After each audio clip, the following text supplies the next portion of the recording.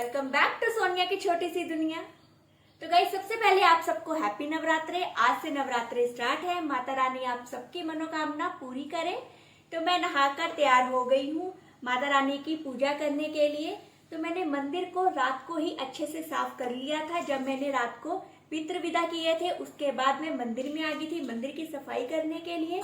तो मैंने अच्छे से मंदिर को साफ कर लिया। तो अब मैं करने लगी हूँ अपनी माता रानी का श्रृंगार।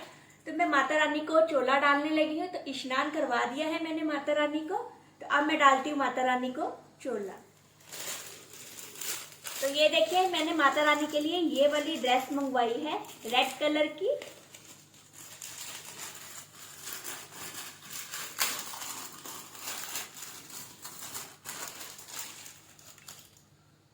ये देखिए कितनी सुंदर ड्रेस आई है माता रानी की।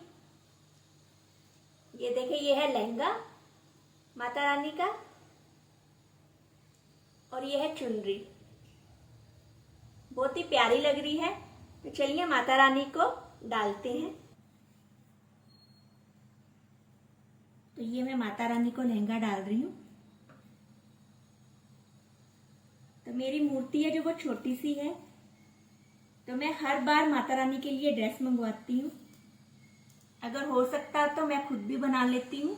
तो ये देखो कितनी सुंदर लग रही है Mata Rani red red dress में। और अब मैं डालती हूँ माता रानी को चुनरी।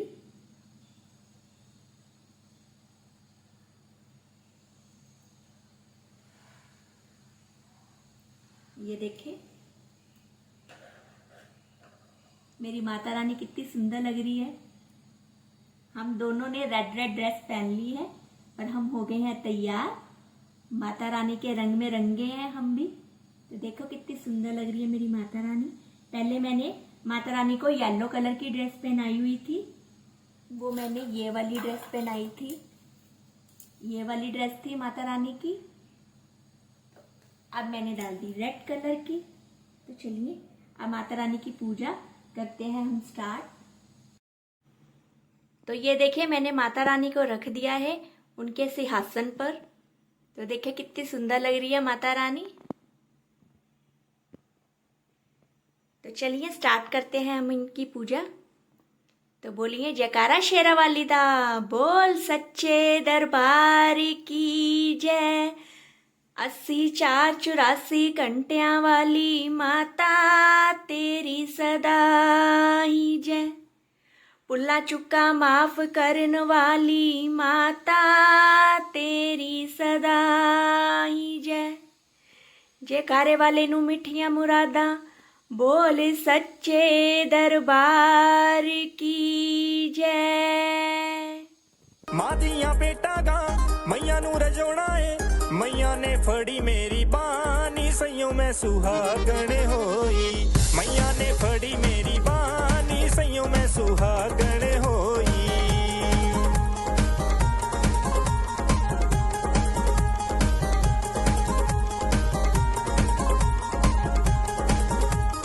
दर तेरे ते आई जद दी मैं ठुकराई। दर तेरे ते आई जद दी मैं ठुकराई। तेरे वर्गा होर ना मैनू मन रखी महामाई। तेरे वर्गा होर ना मैनू मन रखी महामाई। कदमां विच तेरे बैणा होर ना कुछ भी लेना। कदमां विच तेरे बैणा होर ना कुछ भी लेना। लख लख शुक्र करानी सैयों में सुहागण होई। लख लख शुक्र करानी सैयों में सुहागण होई।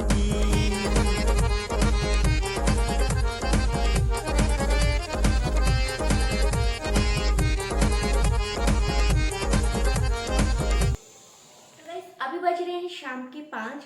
तो मैं अब बनाने लगी हूँ माता रानी की टिक्की। क्योंकि हम ना शाम के टाइम ही खाते हैं, फिर रात हो जाएगी तो हम रात में भी कुछ नहीं लेते हैं और ना ही सुबह लेते हैं। सुबह चाय ले लेते हैं, उसके बाद हम कुछ नहीं लेते हैं।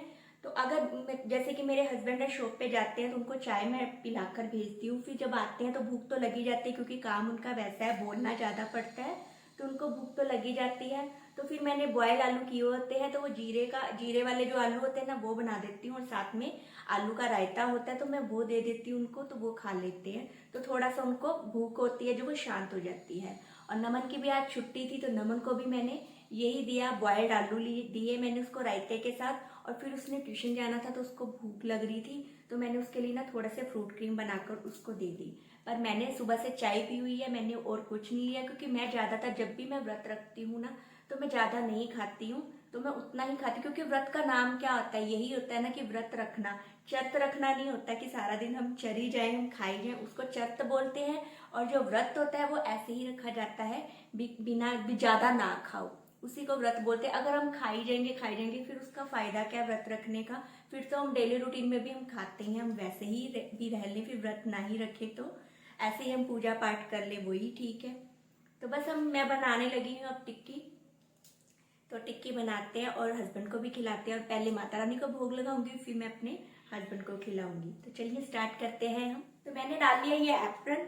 ये एप्रन ना जो मेरा है 20 साल पुराना है, और एप्रन वैसे का वैसा ही पड़ा हुआ है। ये मैंने 20 साल पहले बनाया था। तो ये पेंटिंग वगैरह, ये स्टिचिंग सब मैंने खुद ही की थी शादी से पहले। तो ये देखिए वैसे का वैसे ही पड़ा है। तो जब मुझे जरूरत होती है तो मैं डाल लेती हूँ, क्योंकि आज मैंने ये सूट डाला था तो इसमें ऑयल वगैरह के दाग ना लग जाए, इसीलिए मैंने ये एप्रन डाले। नहीं तो मैं बहुत कम एप्रन डालती हूँ, मेरे कपड़े गंदे बिल्कुल भी नहीं होते हैं। ये भी मैंने सुबह से डाला हुआ है और सारे काम किए हैं मैंने, फिर भी मेरे कपड़े नहीं गंदे होते हैं।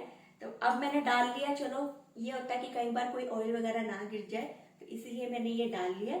तो चलिए अब बनाती हूँ मैं टिक्की माता रानी की। पहले मैं आटा गूंदूंगी, तो आटा गूंद के फिर बनाते हैं हम टिक्की। तो गाइस आटा गूंद लिया है मैंने, तो मैं बनाने लगी हूँ माता रानी की टिक्की।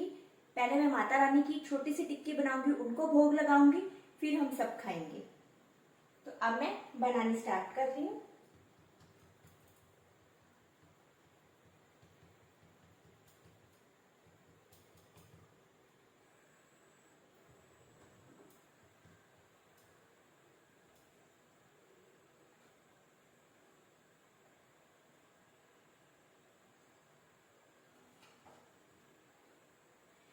चाय भी मेरी एक तरफ मैंने रखी हुई है, बन गई है, और सब्जी गर्म होती है मेरी। तो ऑयल भी ये गर्म हो गया। अब बना लेते हैं हम टिक्की माता रानी की।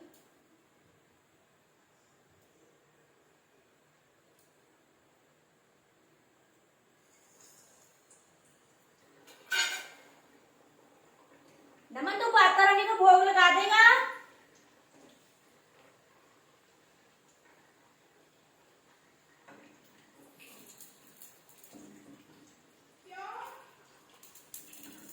पापा लगाएंगे। क्यों क्या माता रानी को भोग लगा देगा। लगा देता हूँ। तो ये मैंने बना दी है माता रानी की टिक्की। तो नमन जा रहा है भोग लगाने के लिए। वैसे तो मैं ही जाती हूँ, पर बेटे को भी मैंने सिखाना है कि क्या करना है कैसे नहीं करना। तो अब ये लगाने लगा है वो भोग। जा नमन भोग लगा दे, अच्छे से लगा के। ऐसे हमें ना अपने बच्चों को भी सिखाना चाहिए हमारे क्या रीति रिवाज है, कैसे धीरे धीरे बच्चों को पता चलता है कि हमें कैसे करना है। तो इसीलिए मैं नमन को भी सिखाती रहती हूँ कि हम कैसे पूजा करते हैं कैसे नहीं करते हैं। तो सुबह उठ के ये भी हमारे साथ ही पहले नहाकर पूजा करता है, फिर ही कुछ खाता है। उससे पहले मैं इसको कुछ नहीं खाने देती जब तक ये पूजा नहीं करता। इतनी बहुत है, इतनी बहुत है, इतनी सी बाइक। हाँ तो ये देखिए तैयार होगी हमारी टिक्की, साथ में आलू की सब्जी और रायता आलू का। तो ये मैं देने जा रही हूँ मेरे हस्बैंड को, उनको भूख लगी है, पहले वो खाएंगे फिर नमन और फिर बाद में मैं। तो चलिए मैं दे के आती हूँ उनको। व्रत की रोटी खाने के बाद नहाकर मैंने शाम की जो आरती है वो मैंने कर ली। तो अब मैं थोड़ा सा जाकर फ्री होकर बैठी हूँ। अब मेरी किचन भी क्लीन है, सब मैंने काम थे जो छोटे छोटे काम थे वो भी मैंने कर लिए हैं। तो अब मैं थोड़ा सा ना फ्री होके बैठी हूँ। अगर इनको भूख लगेगी रात को तो मैं इनको फ्रूट काट के दे दूंगी। तो मैं तो कुछ नहीं खाती हूँ, बस मैं एक टाइम ही खाती हूँ, वो मैंने खा लिया। तो हम ना 5 से 6 बजे के बीच में ही ना खा लेते हैं व्रत की रोटी, क्योंकि हम ना फ्राई करके रोटी बनाते हैं तो इनको ना फ्राई की हुई रोटी पसंद है खानी। जो टिक्की बनाते हैं ना हम फ्राई करके, वो पसंद है खानी। जो तवे पे बनाते हैं ना वो इनको ना इतनी पसंद नहीं है, तो फ्राई करके बनाते हैं। तो फ्राई करके बनाओ ना जब, तो वो ना थोड़ी सी हैवी हो जाती है। तो हैवी अगर हम रात के टाइम खाए ना तो फिर उसको डाइजेस्ट करना ना थोड़ा सा मुश्किल हो जाता है। तो शाम के टाइम खाओ ना इसको, तो फिर रात तक जब तक हमने सोना है तब तक डाइजेस्ट हो जाती है अच्छे से, हमारा पेट वगैरह सब कुछ सही रहता है। क्योंकि एक दिन का तो व्रत हमें रखना नहीं है, हमें पूरे 7 दिन व्रत रखना होता है। तो अगर हम ऐसे ही खाएंगे ऊट पटांग उल्ट पुल्ट, टाइम टेबल हमारा होगा ही नहीं कोई, तो फिर तो बस हमारा पेट अपसेट हो जाएगा। तो अपसेट ना हो पेट, इस वजह से हम शाम को खा लेते हैं और उतना ही खाते हैं जितना कि हम डाइजेस्ट कर पाए। क्योंकि ये चीजें आलू हुए और ये जो आटा होता है ये गर्म होता है। अगर हम ये खाते रहेंगे ना, मैं तो वैसे भी ना आलू अवॉइड ही करती हूँ, मैं बहुत कम खाती हूँ, पर मेरे हस्बैंड को ना आलू ही पसंद है। अगर मैं कुछ और बनाती हूँ ना तो उनको वो नहीं अच्छा लगेगा, वो उनको आलू ही चाहिए। तो क्योंकि शुरू से जैसे उन्होंने खाया है, जैसे मेरी मदर इन लॉ ने उनको खिलाया है, तो वो वैसे ही खाते हैं। तो अगर मैं बोलूंगी ना कि मैं ये बना दूं या वो बना दूं, तो वो बोलेंगे तू अपने लिए बना ले, मेरे लिए आलू ही बना दे। तो फिर ये होता है कि अपने लिए क्या करना, फिर जो सब खा रहे हैं फिर वही खा लो। तो फिर मैं वो आलू ही बना देती हूँ जो उनको पसंद है खाने के लिए। पर नमन है, जो नमन को ना जो खाना पीना ना वो बिल्कुल ना मेरे पर है। तो जैसे मुझे खाना पीना पसंद है ना, बिल्कुल वैसे ही उसको खाना पीना पसंद है। वो भी आलू इतने नहीं खाता, वो भी अवॉइड ही करता है। उसको ना जीरे वाले आलू पसंद है, ऊपर दही डाल के खाना उसको वो पसंद है। तो मैं उसको ना वो बनाकर दे देती हूँ। उससे क्या होता है कि पेट भी भर जाता है उसका और अच्छे से खा लेता है, वो टेस्टी भी लगते हैं। और जैसे कि रस्म से आलू होते हैं ना, ये वो कम खाता है, वो टिक्की के साथ ही खाता है, थोड़ा सा लगा लगा के। ज्यादा जैसे कि खुश होके खाते हैं ना, वैसे वो नहीं खाता। तो मैं वही कहती हूँ, कभी जैसे कि चावल हो जाए या कुछ हो जाए, साबूदाना का कुछ बना लो, टिक्की बना लो, कुछ भी बना लो ऐसा, तो वो मेरे हस्बैंड नहीं खाते हैं। बस ये प्रॉब्लम है, उनको सिर्फ ना आलू चाहिए व्रत पे। तो मेरे को आलू थोड़ा सा, मैं वैसे भी आलू ना बहुत कम खाती हूँ रेगुलर भी। अगर कोई सब्जी बनाती हुई ना तो आलू, एक आलू डालती हूँ, वो भी मैं अपने हस्बैंड के लिए आलू डालती हूँ। मैं बिल्कुल नहीं खाती हूँ, अगर खाऊं भी तो थोड़ा सा जैसे कि टेस्ट के लिए खा लूँ। तो आलू अवॉइड ही करती हूँ मैं। तो बस देखो, ये भी दोनों जाने गए हुए हैं अभी मार्केट, पहले पटाखे चला रहे थे। तो अब क्योंकि बच्चों की तो आ गई है, दिवाली शुरू हो गई है, जैसे बच्चे आते हैं घर, जैसे सीजन होता है ना, जब दिवाली है तो दिवाली में पटाखे चलाते हैं, और फिर जब बसंत का सीजन आ जाएगा तो फिर पतंगे चलाएंगे। तो बस ऐसे बच्चे भी लगे हुए थे, तो अभी वो गए हैं मार्केट, कुछ सामान लाना था तो वो लेने गए हैं। अब आएंगे तो फिर हल्ला गुल्ला करेंगे। अभी तो हमारे घर में बिल्कुल शांति हो रही है। तो मैंने बस भेंटें लगाई हुई थी माता रानी की, तो मैं वो सुन रही थी। तो मैंने कहा चलो आपसे थोड़ी सी बात कर लेती हूँ, क्योंकि मुझे अभी थोड़ा सा टाइम मिला है। मैं शाम से लगी हुई थी, पहले मैंने सारी सफाई की, सफाई करने के बाद मैंने माता रानी की टिक्की बनानी शुरू की। फिर भोग तो आज नमन ने ही लगा दिया, नहीं तो मैं लगाती हूँ।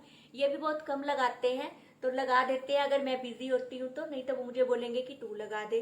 तो मैंने नमन को बोला, क्योंकि एक दो बार नमन को बोलती हूँ भी ऐसे को, क्योंकि बच्चों को अगर हम बताएंगे तभी बच्चों को पता चलेगा क्या करना है क्या नहीं करना, और उनको भी ना इंटरेस्ट होता है अगर हम बच्चों को बताएं। क्योंकि पहले हमारा टाइम होता था ना तो धार्मिक चीजें ज्यादा होती थी, पर आजकल का जैसे जनरेशन चेंज हो रही है ना, आजकल ना मतलब कि ये धार्मिक चीजें रही नहीं है। इन दिनों में रामलीला लगती थी, रामलीला देखने जाते थे, और आजकल के बच्चों को पता ही नहीं है रामलीला होती क्या है। बस रामायण वगैरह हम टीवी पर दिखाते हैं, उनको वो पता है। पर जैसे कि हम जाते थे ना रामलीला देखने के लिए, वो नहीं बच्चों को पता कि क्या होता है। तो इसीलिए हमें ना खुद को ना बच्चों को ना बताना पड़ता है कि ऐसा होता है वैसा होता है। तो हम बच्चों को, हम नमन को ना ऐसे ही बताते हैं कि ऐसा होता था वैसा होता था, तो उसको थोड़ी सी ना नॉलेज होने लगी है। अगर हम बच्चों को ये चीजें बताएंगे नहीं ना, तो बच्चों को ना ये चीजों का पता ही नहीं चलेगा, तो बिल्कुल ना लुप्त से हो जाएंगी ये चीजें। तो हमें बताना चाहिए बच्चों को। तो मैं ऐसे ही ना छोटी छोटी चीजें होती है नमन से करवाती हूँ कि तू भी किया कर, मुझे देखा कर। अगर मैं कर रही होती हूँ तो मैं उसको बोलती हूँ कि तू मेरे पास बैठ जा और तू भी देख मैं कैसे कर रही हूँ। तो अगर इन केस मैं घर पे ना हूँ या मैं कोई बिजी हूँ मैं किसी काम में, तो वो काम तू भी कर सकता है। तो ऐसी छोटी छोटी चीजें हैं वो मैं इसको बताती हूँ, वो करता भी है। ऐसे बच्चों का इंटरेस्ट बनेगा, नहीं तो बच्चे तो फिर आपको पता ही है उनका ध्यान बस मोबाइल में होता है। उनको गेम खिलवा लो बस, और कुछ नहीं उनको चाहिए होता है।